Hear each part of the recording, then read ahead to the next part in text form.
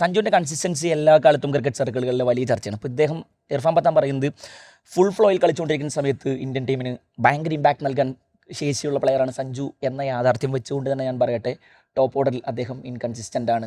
അദ്ദേഹം ഒരു കളി നന്നായി കളിച്ചു കഴിഞ്ഞാൽ, ഇപ്പോൾ ദക്ഷിണാഫ്രിക്കെതിരെ അദ്ദേഹം 2 സെഞ്ചുറി അടിച്ച ഒരു സീരീസിൽ തന്നെ അദ്ദേഹത്തിൻ്റെ ഡക്കുകൾ നമ്മൾ എടുത്ത് നോക്കണം.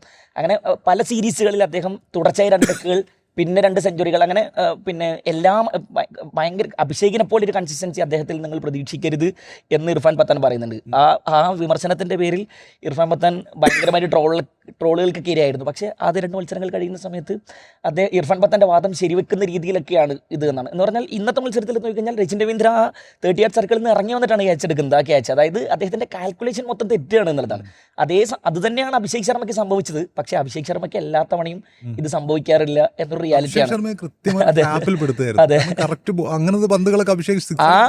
പന്ത് ക്യാച്ച് എടുത്തതിന് ശേഷം കോൺവേ പന്തെടുത്ത് കീശയിലെടുത്തുണ്ട് എന്ന് പറഞ്ഞാൽ തീർന്നു എന്നാണ്. അത് കാരണം നമ്മൾ അങ്ങനെയാണല്ലോ ഇത്രയും കാലം. അഭിഷേക് ശർമ്മ ഇപ്പോൾ കഴിഞ്ഞ മത്സരത്തിൽ അഭിഷേക് ശർമ്മ നന്നായി കളിച്ചപ്പോൾ ജയശട്ടൻ ഇറക്കിയ വീഡിയോയ്ക്ക് കൊടുത്ത ക്യാപ്ഷൻ അഭിഷേക് ഇല്ലെങ്കിൽ ഇന്ത്യയില്ല എന്നാണ്.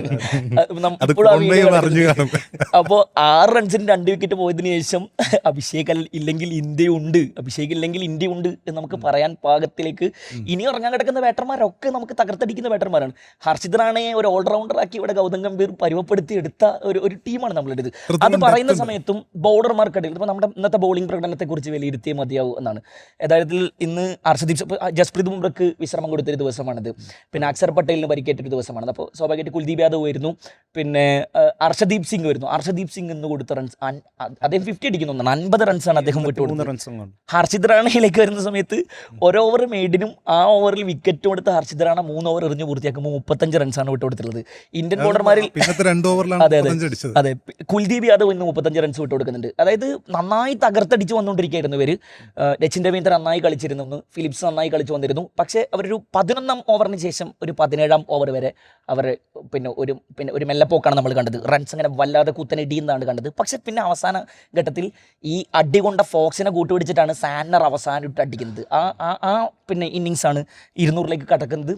പിന്നെ 2 വിക്കറ്റ് കൂടെ വീഴുന്ന കാണുന്ന സമയത്ത് സ്വാഭാവികമായിട്ട് നമ്മൾ ഈ കളി കയ്യിന്ന് പോവുകയാണല്ലോ എന്ന് കരുതുന്നിടത്താണ് ഒരു സമ്മർദ്ദത്തിനും ഇട്ട കൊടുക്കാതെ ഇഷാൻ കിഷൻ ഡെലിവറി ചെയ്യുന്നത് നമ്മൾ കാണുന്നത്. ഈ സീരീസിലേക്ക് വരുന്നു. തിലക് വർമ്മയ്ക്ക് പരിക്കേറ്റ തിലക് വർമ്മയ്ക്ക് പകരം നമ്മൾ ശ്രേയസ് അയ്യരെ ടീമിലെടുത്തിട്ടുണ്ട്. ഇനി ശ്രേയസ് അയ്യർ നമുക്ക് എവിടെയും പരീക്ഷിക്കാൻ കഴിയില്ല എന്നാണ്. കാരണം ഇഷാൻ കിഷൻ ഇനി ഒഴിവാക്കിയ ഒരു 11നെ കുറിച്ച് ചിന്തിക്കാൻ കഴിയില്ല.